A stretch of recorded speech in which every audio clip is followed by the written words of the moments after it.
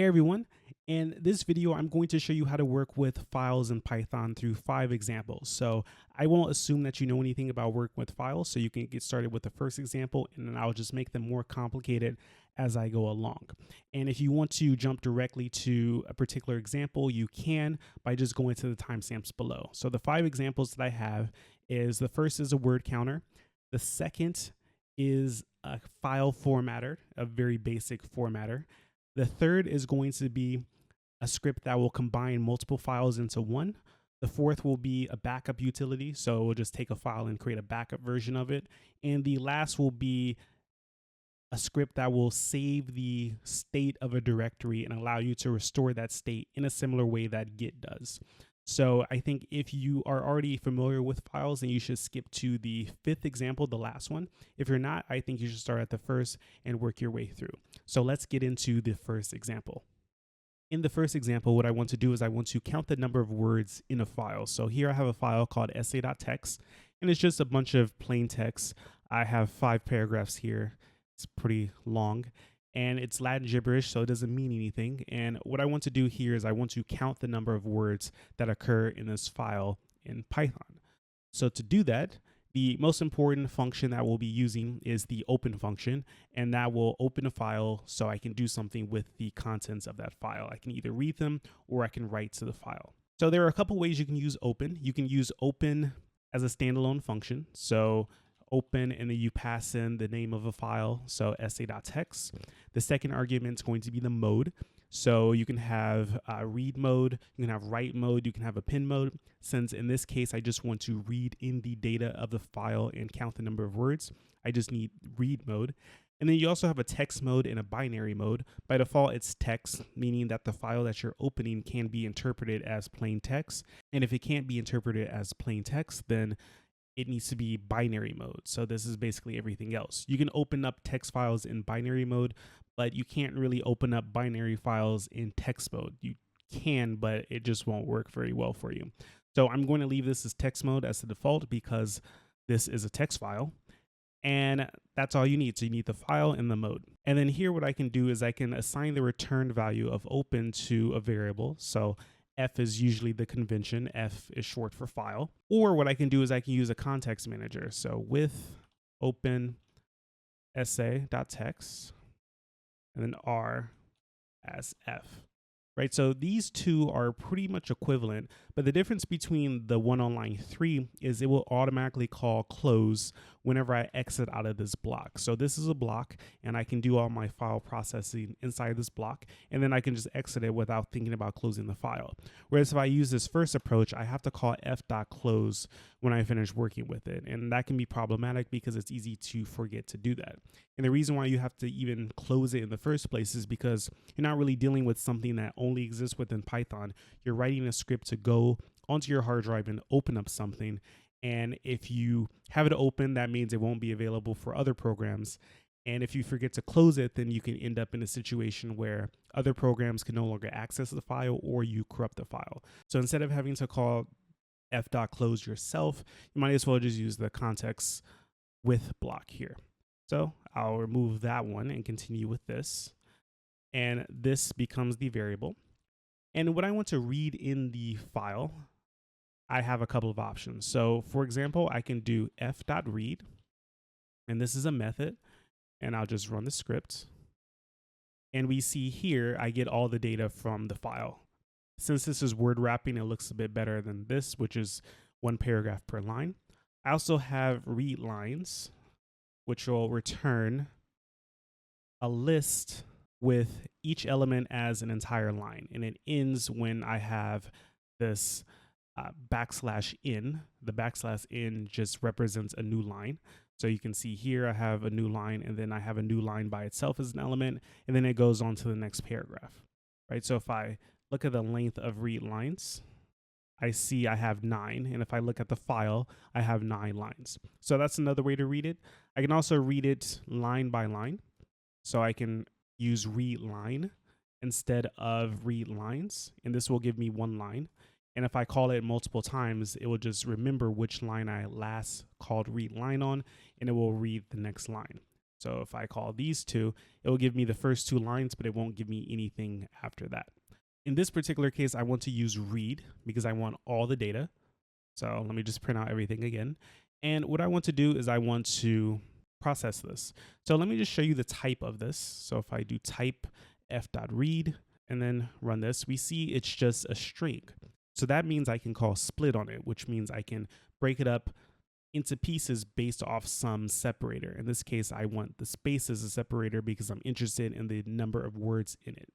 And if I remove type here and then do f.read.split, and by default, it's split by the space. If I run this, we see I have a list here, and each element in the list is a word. So finally, to get the number of words in the list, I can just do len of that. And now I see I have 500 words. So if I go to the file here and I remove, let's say 3 words and save it and then run the script again, I now have 497 words. So that's the simplest example of file processing that I can come up with. But as we go on, things will get a little more complicated. In this next example, what I want to do is I want to format a file. So I'm going to be working with the same file that I did in the last example. And the way I want to format this is by removing all of the white space here. So I just want 5 lines instead of 9 lines, with 4 of them being empty. So with this, I'm going to start by opening up the file. So that will be the same. So with open, and then we have sa.text. And then we're going to open this as R. And instead of calling this F, I'm going to call this FI for file in. And I also want to open up another file for writing the formatted output to. So instead of modifying the existing file, I don't want to change the original. I want to create a new file. I can do that by calling open again. And this time I'll call this sa_formatted.text. And then I'm going to open this up in a write mode instead of read mode. And I'll call this FO for file out. So I can have multiple open statements on one line here in the with statement. And what this means here for the second open is I'm opening this up to write to. So I can't read anything out of it because I'm writing to it, right?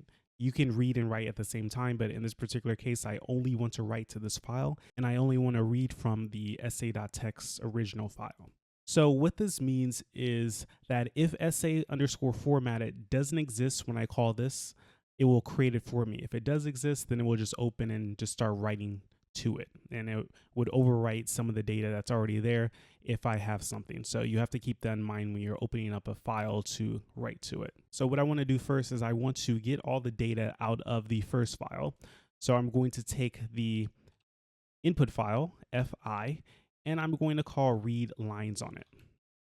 So this will give me all the lines in the file, and I'll just create a variable called lines. Let me go ahead and print this. So print lines. And then if I run this, we see I get the data.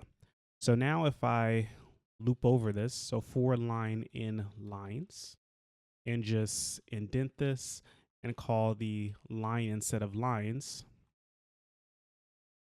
I still get the data. There's more spacing between it just because of how the print statement works, but I still get the same information.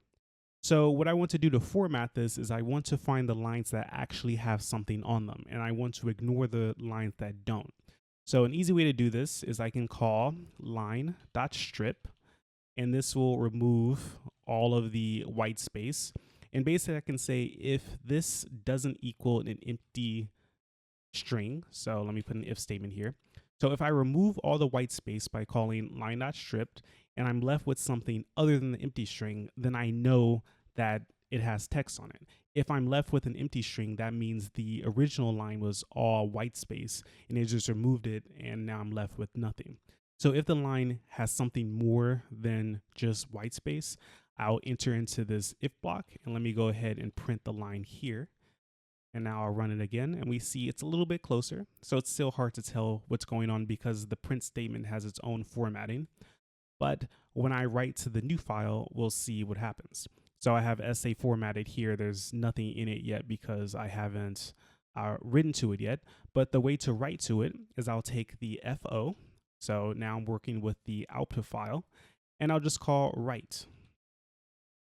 And what I can do is I can just pass in the line. And there are some new lines at the end. So what I want to do is I just want to strip this again and then write it to FO. So this will write line by line in the formatted version. So let me run this now. And now when I open up the formatted version, we see everything is on one line. So that's actually exactly what you want to happen. And the reason why this happens is because there's nothing telling the write method to create a new line. So the way you do this is you can just add a new line yourself. So I can do fo.write, and then the new line is \n, and that will create a new line. So let me go ahead and run this now. And now when I look at it, I have 5 lines, right? So if I scroll over, we see all the text there. And once it gets to the end of one line in the original, it moves on to the next. So this ends with NEC. And if I scroll all the way over here, we see it ends with NEC. So you can format this in any way that you want, but in my case, I just wanted to remove the empty lines so you can learn how to write to a file instead of just reading. In this third example, I want to go into a directory, read all the files in that directory, and combine them into a single file that has all the information from all the files. So let's say I don't want to write individual files anymore for whatever reason. I want to combine them into a new format. I can do that with this script that I'm going to create. So I've created 4 files here, and they just have some text, and I'm going to write a script to basically get everything out of these files and put it into a new one. So to start with this, I need to import OS, and I'm going to use that because I need an operating system utility that will give me all of the files in a directory. So I can say something like files equals or dot. I can use list directory. I can use walk. I can use scan. Let's use list. And then in a future example, I think I'll use scan. But basically the idea is it returns all the files in a given directory. So the name of my directory is journal. And if I print this, we'll see the files that are in the directory. So I'll call the script, and I see the 4 files. So day 1, day 2 afternoon, and day 3. So now what I want to do is I want to combine all of those. So what I'll do is I'll start with a with statement. And because I'll be writing to an aggregate file, I want to open that first. So I'll call this combined output.text. And I'll open this in write mode. And I'll call this FO. And the reason why I'm using FO instead of F is because I'm going to open up the individual files in the directory, but I need to do that in a loop. So FO is on the outside. And what I want to do is I want to loop over all the files. So let me just move this into the with statement here because it makes more sense there.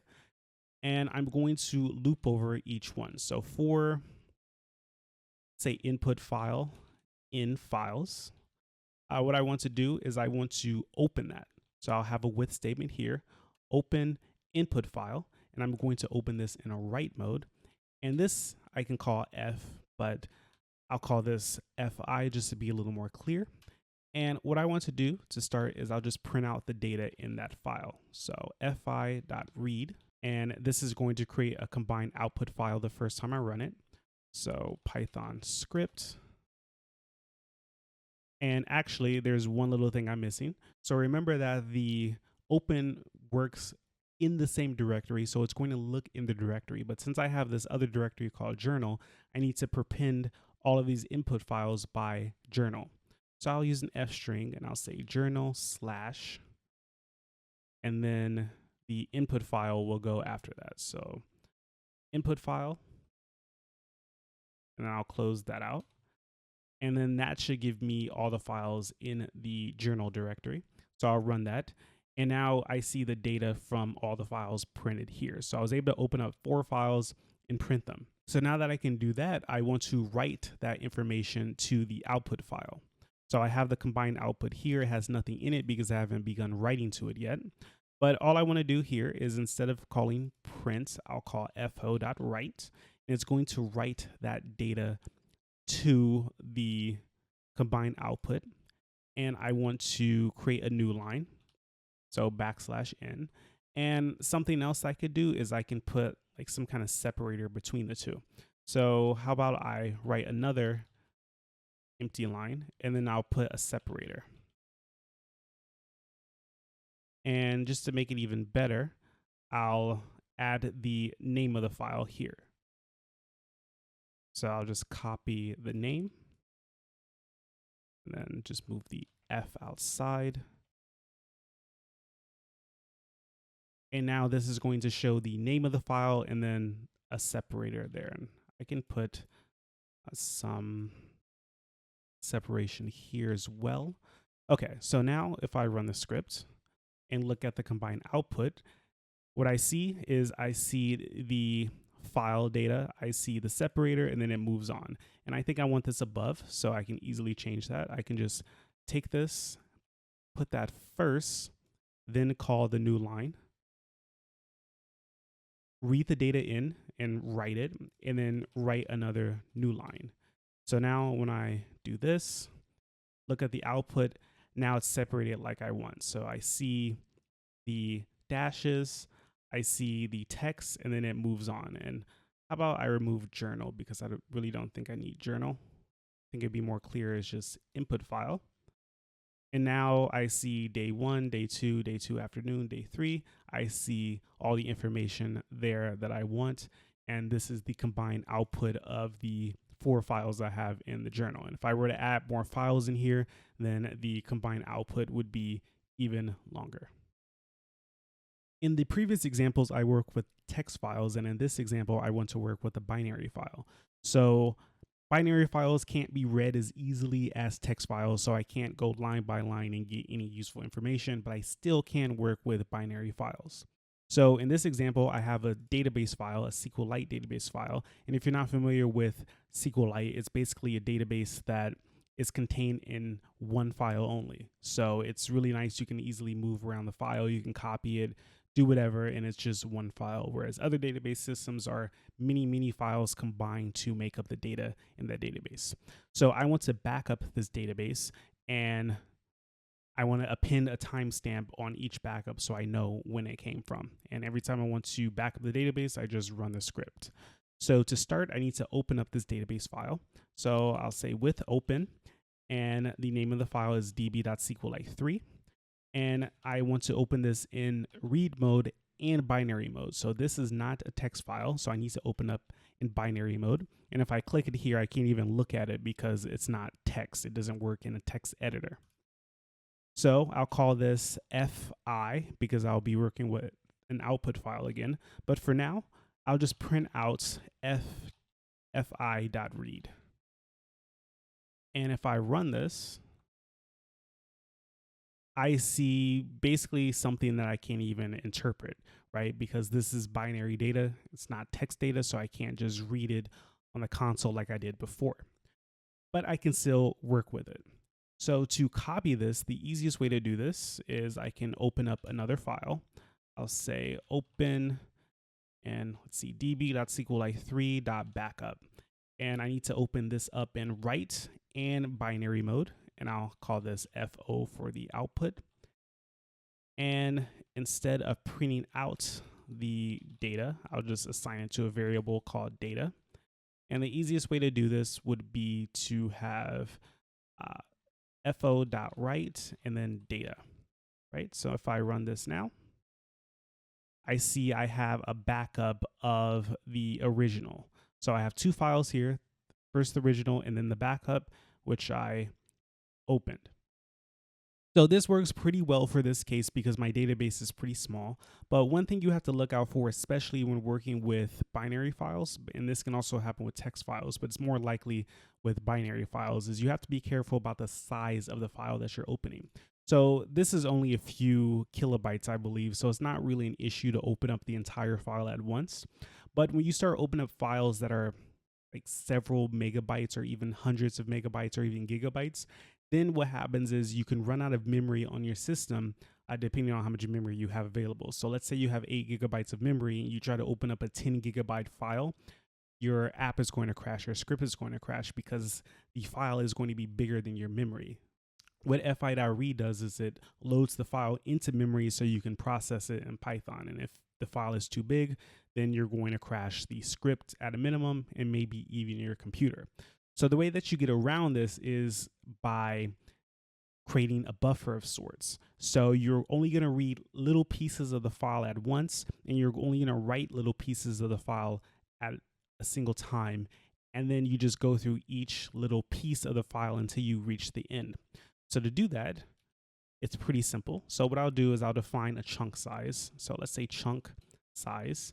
And normally this is some value that is a multiple of, let's say, a kilobyte. So let's say I want to read 4 kilobytes at a time.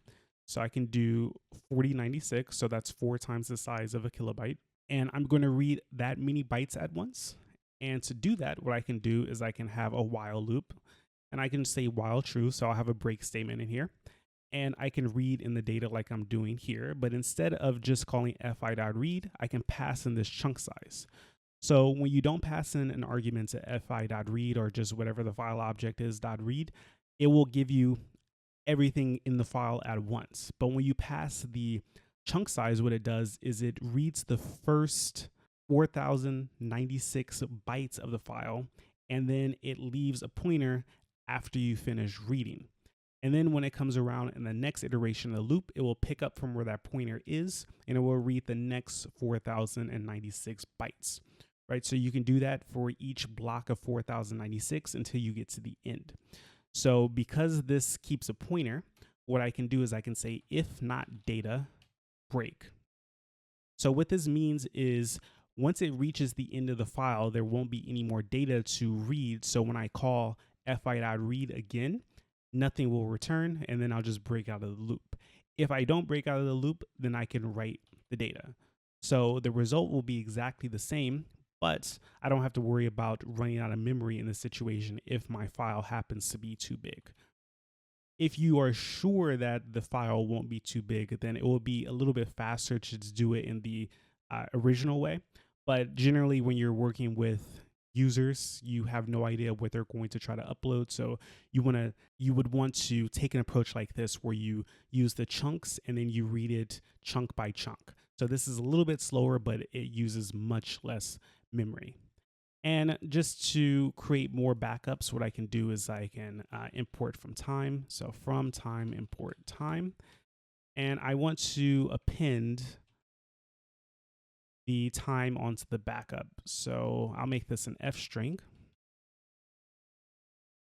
And then here I'll just say dots and then time like this. And this will just give me the number of seconds since the epoch, which is like January 1970, I believe. And now when I run this, I get another backup file with the seconds. And if I run it again, I'll get another one and another one. So imagine if I had this database that was constantly being updated. Every time I run this script, the backup will be created for whatever the database was at that moment. So presumably every single backup file will be different. If I want to restore the database to a previous version, I just have to find the time that I'm interested in restoring to, and I can easily just copy that file and then remove the .backup and the timestamp, and I'll be left with the original database file that I had when I first ran the backup. For the last example, I want to do something a bit more complicated than the previous 4 examples. So I want to be able to save a directory and then restore it in the same way that Git does it. So if you're familiar with Git, you can save progress as you work on a project. And if you make a mistake or you find like you go down the wrong path, you can go back and restore it to a previous version because Git keeps track of everything there. So in this example, I'm going to implement something that uses kind of the same approach. It's obviously going to be much simpler, but it will basically teach you the way that Git stores the files and restores them when you use Git, when you call like commit or checkout. I'll show you how all that works here, and it's going to actually be pretty short, but it's going to be more complicated than the previous examples. And this won't be as fully featured as Git, so it's only going to work on a single directory. It won't go into child directories or anything like that. It won't have any error handling. I want to keep this as straightforward as possible. And of course, it's going to deal with reading and writing files because that's what this video is about. So the first thing I need to do is I need a way of storing files. So in Git, this is done by converting the file into an object. This type of object is called a blob, which just means a binary large object, but it's just any file that can be saved. So any file in your project directory, in your working directory, can be saved as a blob. So I need a way to save this. And the way this is done in Git is you have a directory in your .git directory. It's going to be called objects. And if you open it up and look in it, then you'll see some objects available. You might have some subdirectories in there, but if you just open them, you'll eventually see just a bunch of files that have weird names. And I'll show you what those weird names mean in a moment. But first, I'll create a directory called objects. And also, I'll create a directory called projects. So what I'm going to do for this is I'm going to save everything in my project directory. So here, let me just create a main.py file. Let's say I'm starting off with Flask app. So from Flask equals import Flask, and then I'll instantiate the Flask app with under name, just like that. So let's say that's the beginning of a Flask app, and I want to save this to the object. So the way that Git does this is it takes the contents of that file, it reads them in, and it passes that to a hash function. And that hash function will return a hash value, which is just a bunch of characters. I believe it's something like 32. It depends on which hash algorithm you're using, but it's going to return a bunch of characters that represents that data. So if you hash that same exact data again, you're going to end up with the same hash in return. So let me show you what this looks like. I'm going to import hashlib. And first, I'll start off by defining the project directory. So I'll just create a constant here, and I'll just say the project directory is project. And I'll need this because I'll be working with things inside of that directory. And what I want to do is I want to start off by creating a function that will hash something that I pass it. So in this case, I'm going to hash main.py to begin with, but later I'm going to hash more things depending on what's actually in my directory. So I'll create a function called hash object, and it's going to take in some data. This is going to be the raw data from the file. And I want to create an object ID from that data. So I'll make this short OID for object ID. And I'm going to take the hashlib, and I'm going to use the SHA-1 hash, and I'm going to pass the data to it. And I need to convert it to a format that I can actually see, so I can call .hex digest. And then what I'll do is I'll print that OID, and then I'll call this with a file. So if under name here, what I'll do is I'll open up the main.py. So with open F, we have the project directory / main.py as F. And what I want to do here is I just want to see what that OID is. So if I call hash object and pass f.read to it, the raw data, it's going to print out the ID. So let me run this script. And this is a good error because it's telling me that Unicode objects must be encoded before hashing. So notice I didn't pass a mode. So by default, you're in read mode, but you're also in text mode. So instead of having this in text mode, I'm going to have this in binary mode. And I'm going to then pass it because hash object requires binary data. I can't pass in text data to the SHA-1 function. So now when I run this, I get this as the hash value. So 07 and it ends with 1E. So if I run this again, I get the same hash value.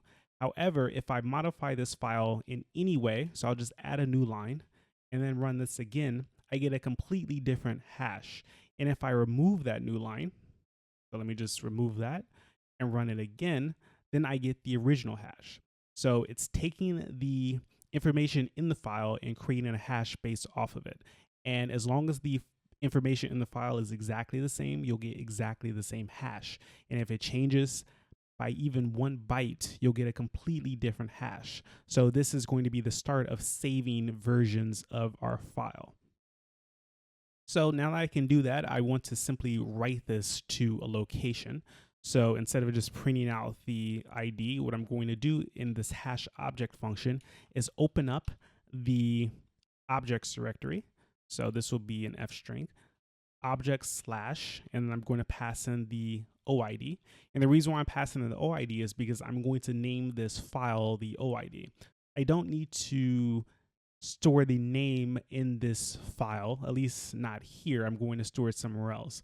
But I just want to store the contents of this file in the objects directory. So I'm opening up object slash OID, which will be a new file the first time I run it. And I'm going to open this in write mode and binary mode. And we'll have this as F. And I'm simply going to do f.write the data that's passed into the hash object. So remember, this is raw file data, so I can just write that there. And I want to return the OID here so I can use it later. So now I'm going to run this, and since I removed the print statement from the hash object, I need to put it here. So what this is going to do is it's going to open up my main.py, and it's going to hash it and return the OID and then print it. And it's also going to write it into the objects directory. So let me run it here. Now we see the objects directory has a file. If I open it, it's the data that I have saved. And if I modify this in some way, so let's say I do if that, and then app.run as an example, and I call this again, I get a second object in my objects directory. If I open that up, I have the new version of the file. And if I click that one, I have the old version. So here we can see how it's going to save the versions. And if I run this again, I don't get a new file because I only have the 2 versions of main. If I modify this in any way, let's say I do debug equals true and then run it, then I'll get a third file because now I have a third unique version of this main.py. So that's the beginning of the process. Of course, there's more that needs to be done, but that's basically how Git does it. It will look at all the files in your working directory, and it will hash them and store them as objects in the objects folder in the Git directory. So now that I can create one of these, I just want to be able to get one because I'll need to eventually write it back to the directory. So what I'll do here is call get object, and I'll pass in an OID. And what I'll do here is open up the objects directory, and I'll open up specifically the file with that object ID. And this will be in the read binary mode and as F. And what I can do is I can just simply call f.read to get this. So I'll return f.read. So this will return the raw data for that object. So what I'll do is I'll copy one of these. Let's take this one here. And instead of hashing this time, I'll get the object. So get object, and I'll pass in the hash here. And when I run this, I see from Flask, import Flask and all that. And since it's binary, that's why it looks like this. We see the B here before the actual information. But if I want, I can simply call decode on this, and it will convert it to plain text. And now we see the contents of the file. So no, this doesn't have debug equals true because I didn't use that version. If I take a different hash and put it in there and then run it again, now we see debug equals true. And if I want the original version, I can take this hash, paste it in there, call it, and I think I didn't copy enough. Let's see, let me go here and paste that in there. Okay, so this is the original version. And we see from Flask, import Flask, and app equals Flask dunder name. So now I can write any object to this objects directory, and I can also convert it back to the original form. And in this case, I didn't really need to put it inside the with block. It would have been fine. That was just left over from the previous one, and it still works. So now for the most complicated part, what I want to do is I want to go through all the files in the directory and basically save them. And I also want to create a file that will tell me everything that is in that directory and the state that they're in at the moment that I run the script. So to do this, I'll create a new function and I'll call this save directory. And the first thing I'll do is I'll create an empty list and I'll call this tree objects, and it will be an empty list. So in Git, a tree just represents a directory. So inside of the tree, you'll have both these object IDs and file names. And for each file, you'll have a line in this tree object, which will actually go in the objects directory, but it's just going to be a tree object instead of a blob object. And you can also have trees inside of a tree, but I don't want to do that in this example because that just make my code more complicated. So I'm only going to work with the one directory, so one tree for this example. So now that I have those tree objects, I'll use that to append the information for each object in the directory. But first I have to get those. So I'll scan the directory and I'll use scan directory instead of list directory now. And we'll see we can use that differently. So os.scan, and I actually need to import it. So import os,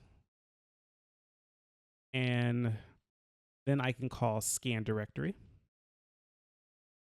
And the directory that I want to scan is my project directory. So I have the project directory that I have as a constant up here. And this returns an iterator. So I can just call this IT for short, IT for iterator.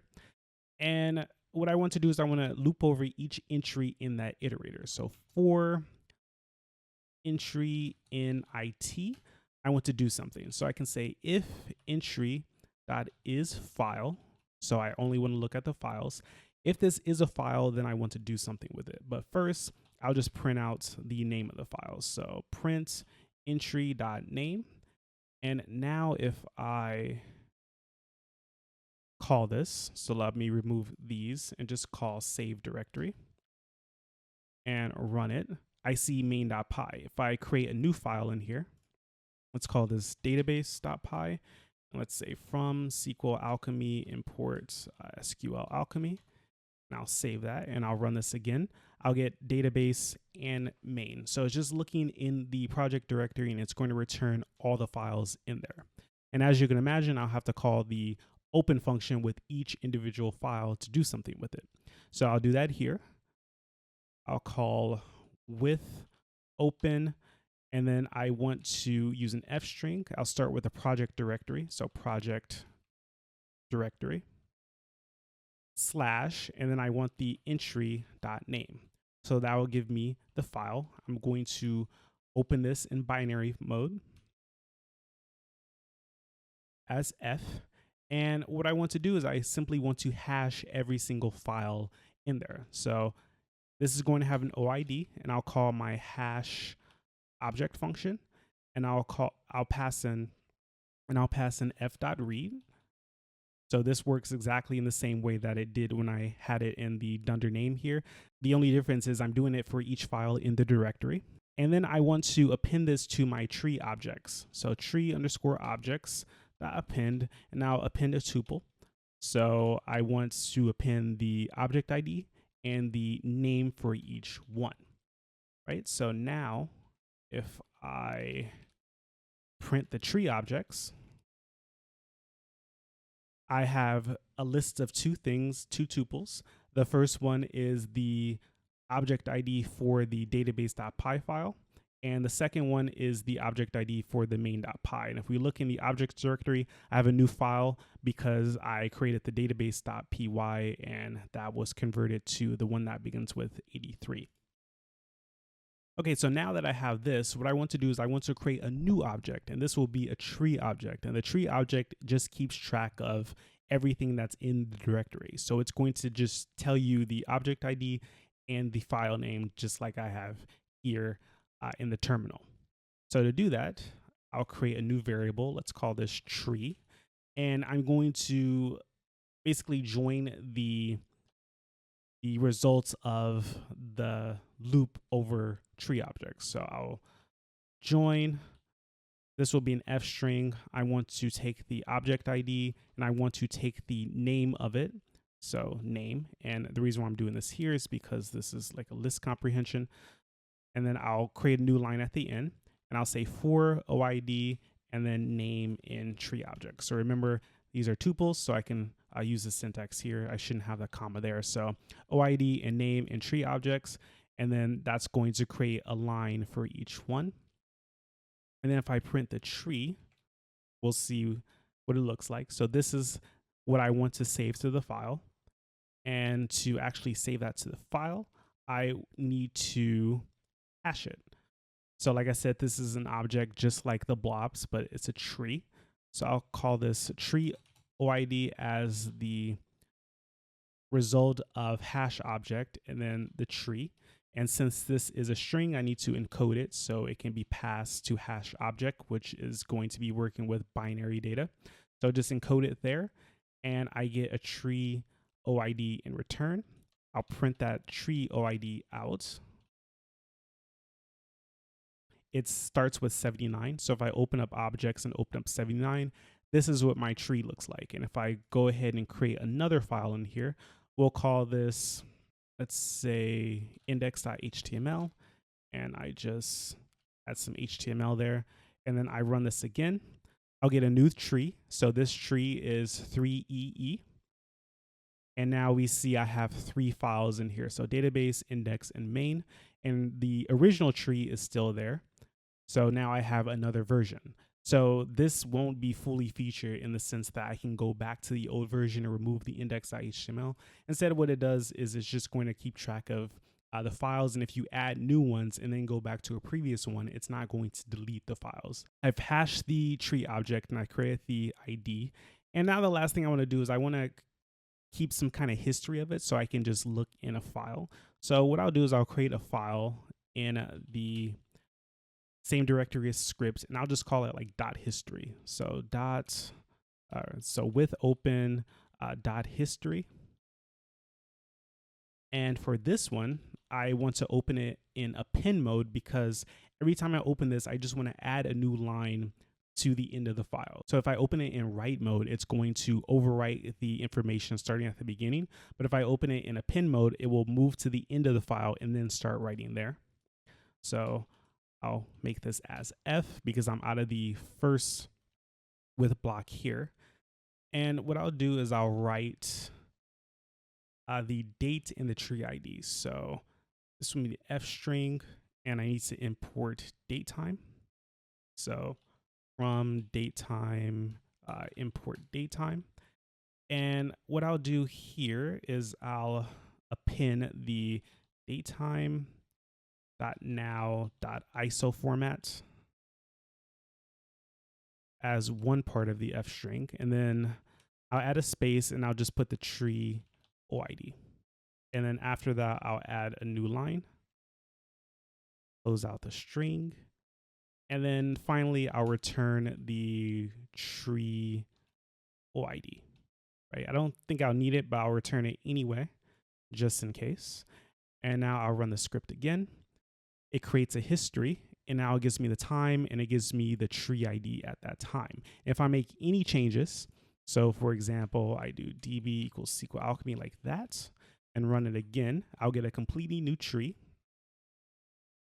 And the history will give me that. So this is the first tree that I had with the history. Then it appends a new line, and this is the second tree, right? So if I go to F8, let's see F8 here. This is the state before I called it, before I added that db equals SQL alchemy. And then the history tells me that the other one was 3EE.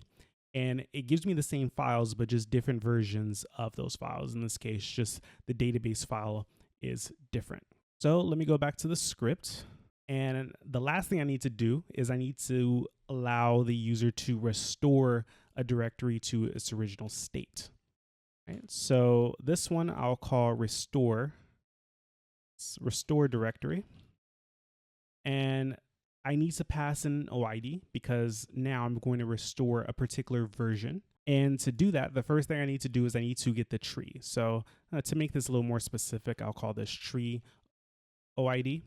and I'll get the tree. So I can get object, remember, because tree is just an object. And I'll pass in that tree OID like that. And then if I print tree.decode and I call restore directory on, let's go to the history. Let's copy this one. Restore directory of that one. If I run that, we see the tree here. So what I want to do is I want to split this into lines. So I can just call split lines because this is now a string. So if I run that, I get a list of lines and I'll just loop over that. So for entry in tree decode split lines, and this will return, let's just print entry so we can see it. This will return each one. I want to split that. So if I split it, now I get two things. I get the OID and I get the file name. So I can assign those values. So OID and name equals entry.split. And now I can write the files to the directory. So with open, we have an F string. I want to use my project directory. And then slash the name of the file. And I'm opening this as binary in write mode as F. And what I want to do is I want to call f.write and then get object of the OID. And this will return the data for that object ID. So for each one, it's going to open up the file and just write the data. And since it's in write mode, it will overwrite everything instead of append mode where it appends it to the end. And we should be able to have some history here.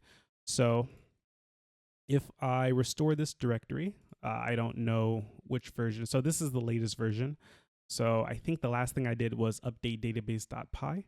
So I'll take the previous version and just copy it and then put it here in restore directory, run it. And if I go over to database.py, we see that part is gone where it had the database instantiation db equals SQLite. If I do this here, add it to the script, and then I'll open up this so you see it, run it, it restores the original, or not the original, but the latest version of the file. So now just to make this a little more user-friendly, I can import from system sys. And the reason why I'm doing this is because I want to have access to the arguments that I pass here. So what I'll do with no error handling, of course, I'll do system.argument1. So this will just return all the arguments that I pass on the command line. So the very first argument is the name of the script itself. And after that, it's whatever the user passes. And I'll assume that the user will pass either --save or --restore. So if it's save, what I'll do is I'll just save the directory. And if it's restore, so sysrb, let's see, restore, then I'll restore the directory. And I need to pass in an OID. So this one will expect another argument for 2. And then that should be it. So let's go ahead and try this. So let me make some changes. Let's make changes to this.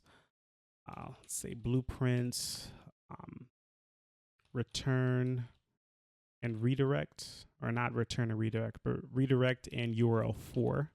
Let's just add those here. And I'll run my script. So python script.py --save. So it should have saved it for me. If I look at the history, I have a new version here. If I want to go back to the old version, I can copy that and call the script with restore. So script --restore. I need to pass in the OID.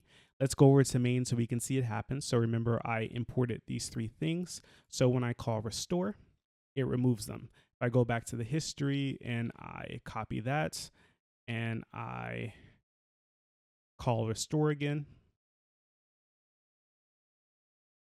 it will restore it to the version that it was at. And of course, I can modify these in other ways, like hello world. I can modify multiple files like my model, pass, something like that.